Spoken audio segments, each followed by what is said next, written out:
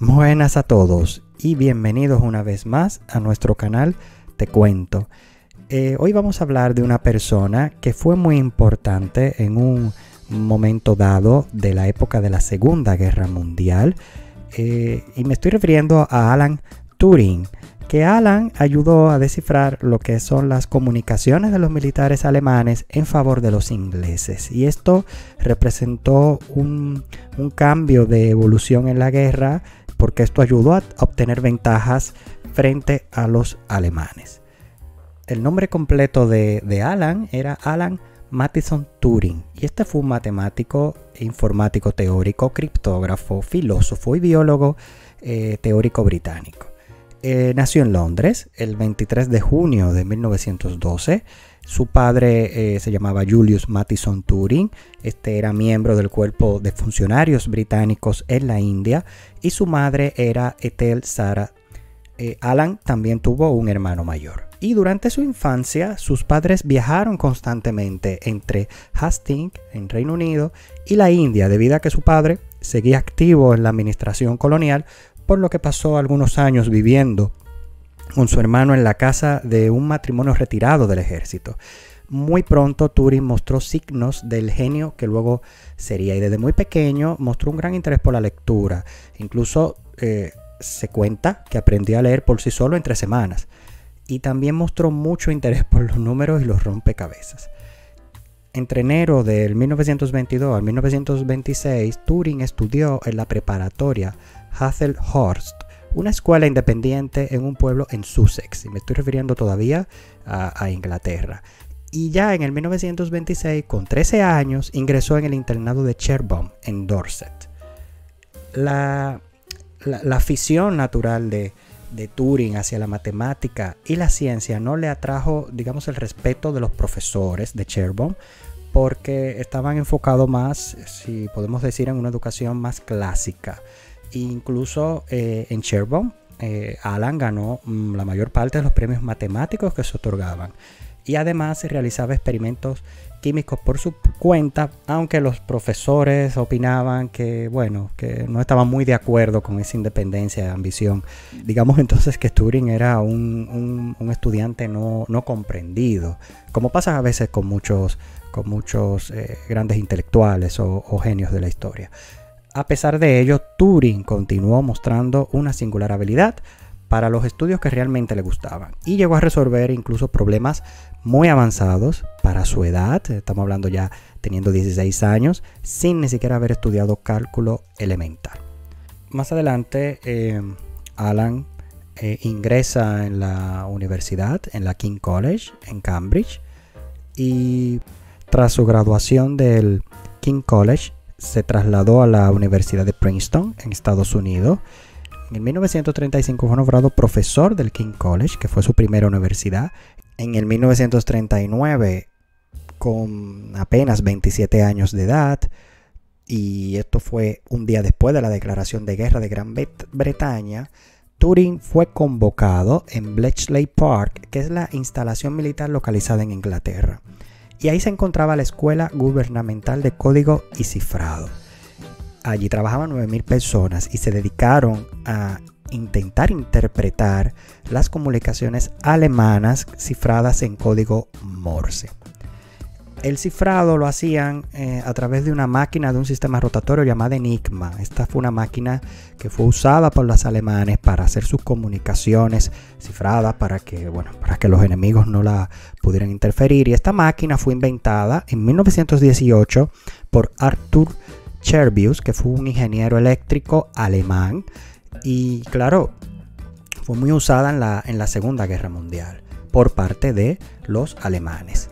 Y la máquina Enigma, como era su nombre, era similar a una máquina de escribir, en la cual cada vez que una letra era pulsada, era sustituida por otra mediante el uso de 3 rotores internos, cuyo resultado, digamos, era de 10.000 billones de configuraciones distintas. Entonces, como se imaginarán, era súper complicado descifrar este tipo de código. Entonces, Turing es convocado, ¿no? Y el equipo que él lideraba empiezan a hacer ecuaciones y cálculos, y ahí encuentran pautas en los mensajes, con lo que pudieron detectar una pequeña parte de su funcionamiento. Pero no se podían todavía descifrar. Fue entonces cuando Turing se preguntó, ¿y si para luchar contra una máquina como Enigma hace falta otra? Entonces, a raíz de esa pregunta, Turing diseña otra máquina que se llamó Bombe. Y Bombe buscaba la configuración de los rotores de la máquina alemana, implementando una cadena de deducciones lógicas para cada combinación posible. O sea, eso era poner a luchar máquina contra máquina, en otras palabras.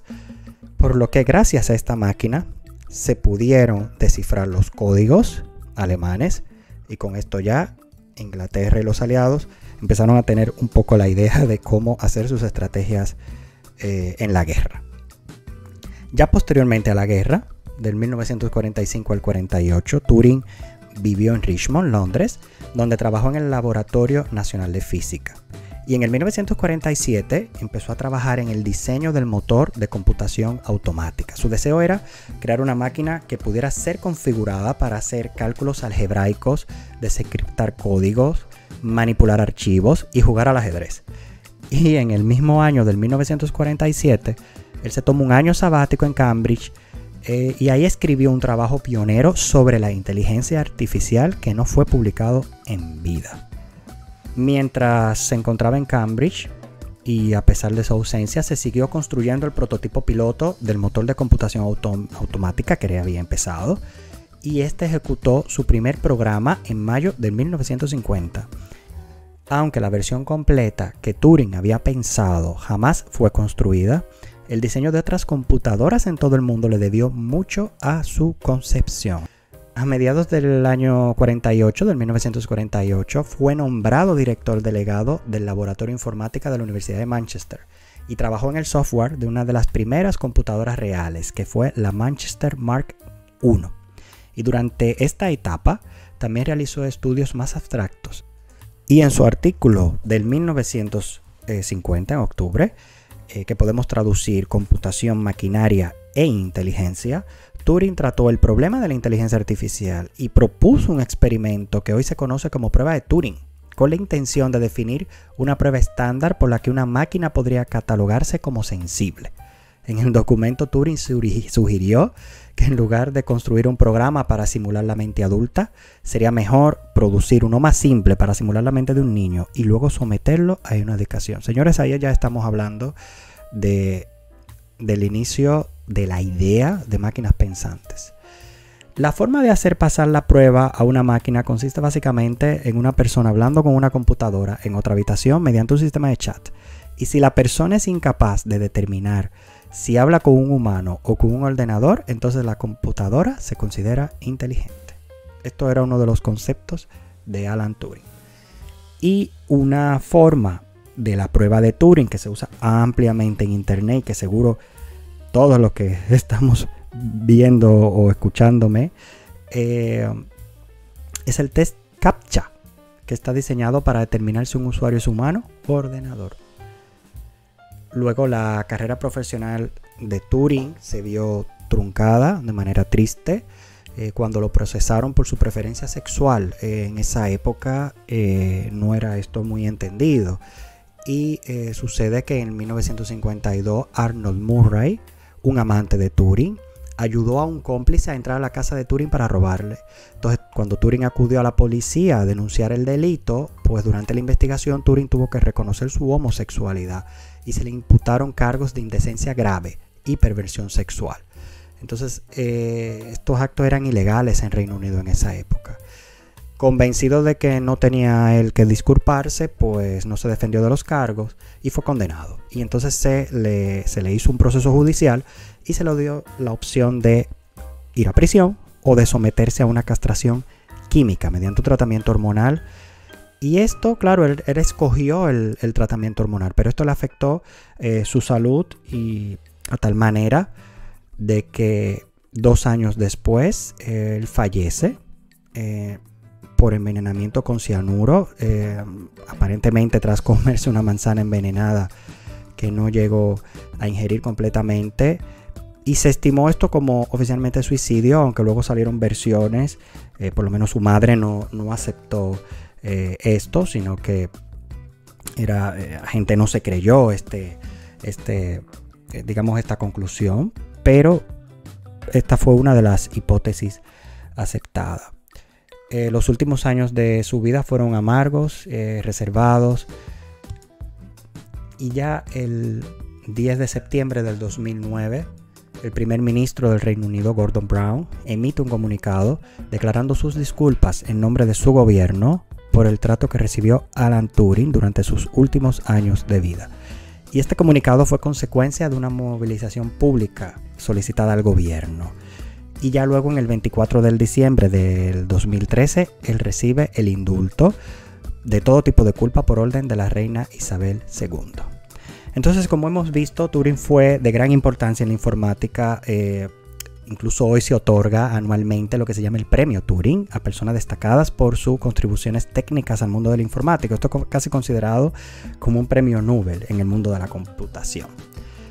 Y hasta aquí, este ha sido un resumen de la biografía de este gran hombre, considerado por muchos como el padre o uno de los padres de la ciencia de la computación, y al que se le acuña también haber empezado a hablar de la famosa inteligencia artificial.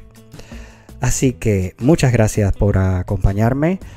Como siempre, por favor, les recuerdo, suscríbanse, darle like a este video si te ha gustado y compartirlo.